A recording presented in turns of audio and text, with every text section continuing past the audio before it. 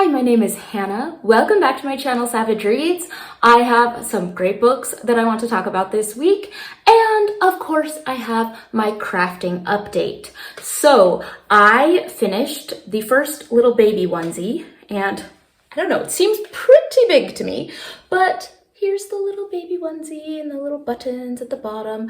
It turned out cute. It turned out large.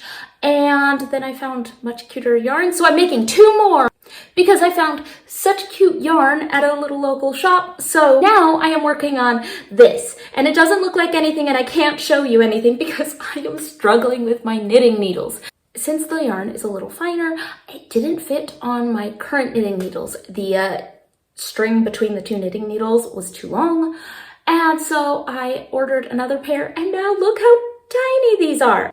I need to get a good in-between pair, but I am trying to knit this and I love this color. So starting on another one, struggling a little bit. This has been a bit of a struggle, but it's getting somewhere. I will probably be done with this one in the next week or so.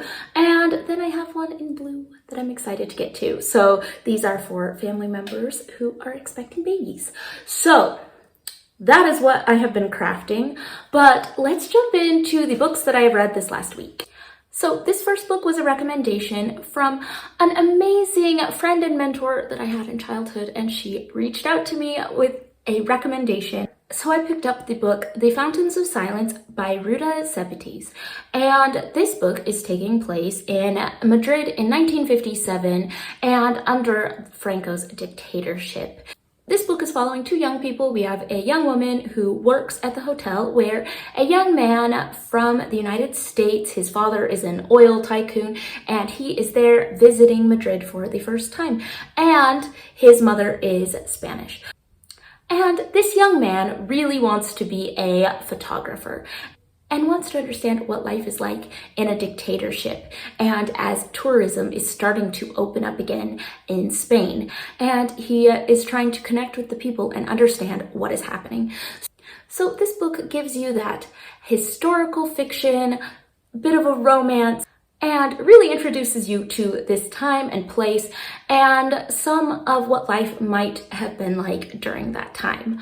I had a really fun time with this book because being in Spain, I see so much about Franco, and understanding a little bit more is always great.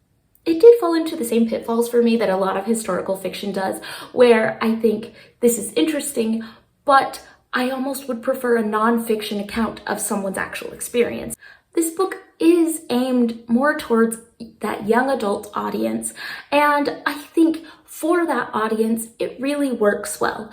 The different plot points are all put together in a really satisfying sort of way. You are rooting for the characters, and it's introducing you to new topics. So I really did end up enjoying this. It was a little bit on the predictable side. I think if you read a lot of historical fiction, you're going to say, okay, so that was exactly how half of these other historical fiction books go. But I did think it was a solid addition to the young adult historical fiction genre, and I had a good time with it. I found it to be very satisfying, consumable, and I would recommend it if you like historical fiction, you don't mind it being a little bit more young adult. I think you would really like this one, but if you are looking for maybe a more in-depth analysis of what was going on during Franco's rule, I don't think this is quite for you, but if you want just a light introduction and some characters that you can really grab onto, I think this one was really good. So this next book, I actually did as my very first buddy read with Melinda at A Web of Stories. Make sure to check out her channel, I will link it down below. And we read Giants in the Earth by O.E. Rolvag.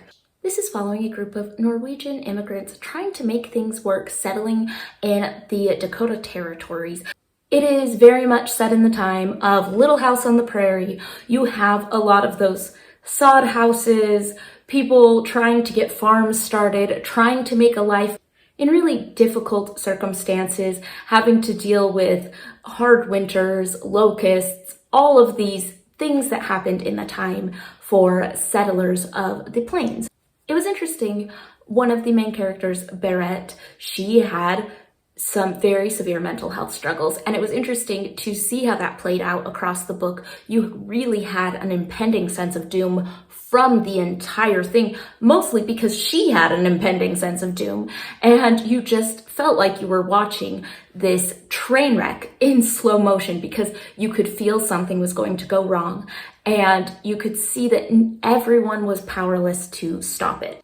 I think the way that the book was set up was really well done. For a book that was written in 1924, I do think that it did a fairly good job at its depiction of Native peoples. I do feel like he tried to approach the depiction of the Native peoples in this book very fairly, although I do see some very strong tropes that he's got going on based on the time period in which he was writing. But that is a small portion of the book. Mostly, we are just focused on these Norwegian immigrants and their lives as a community, their struggles and their resilience through difficult circumstances. And so I have never really been a big Little House on the Prairie fan. I don't know if I like this time period. Mostly it just made me think, oh, I'm so glad I don't live in a sod house. I don't want to be there.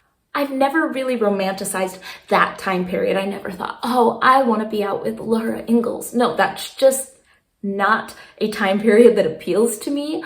But I did think this was one of the better books that I've read in the time period. I do think that this book does lend itself to some really interesting discussion and reflections. So as it was my first buddy read, I thought, all right, we should slow down, discuss it. Let's do a quarter of the book every week for a month and then spread it out over the whole month. Plenty of time to think about it, reflect about it, discuss it. That was a little long. I did kind of feel like I was trapped on the prairie, kind of relieved to have finished the book and can escape being out there. Don't put me in a dirt house. I just don't want to do it. But I had such a fun time getting to hear Melinda's thoughts. We were putting our thoughts on Storygraph, going back and forth, and that was so fun. And so that's my first time doing that. I hope to do some more of those coming up because I did have a really good time with the buddy read. I have heard so many people talk about this next book, and I do not remember a thing that any of them have said. I just kind of got the impression that this next book was a little overhyped, so I put it off for a long time. And finally, it was one of the only things available at my library, and I thought, I'm gonna give it a try. So I finally decided to read Babel by R.F. Kuang. I am just kicking myself that I did not read this book sooner. This book is taking us to a fantasy version of the 1800s in Oxford.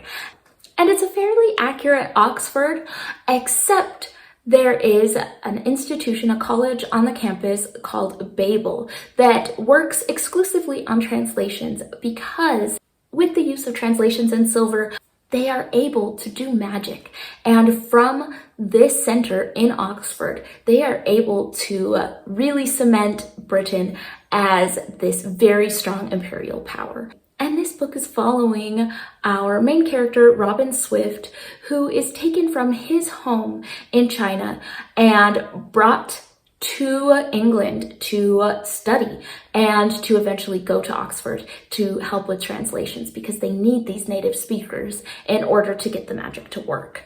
This book is just a fantastic commentary on colonialism, a thought-provoking exercise into when peaceful protest is not enough, and a love letter to language, and it was beautiful, lovely. I cared about the characters, the plot kept me going, I needed to know what happened, and I laughed and I cried.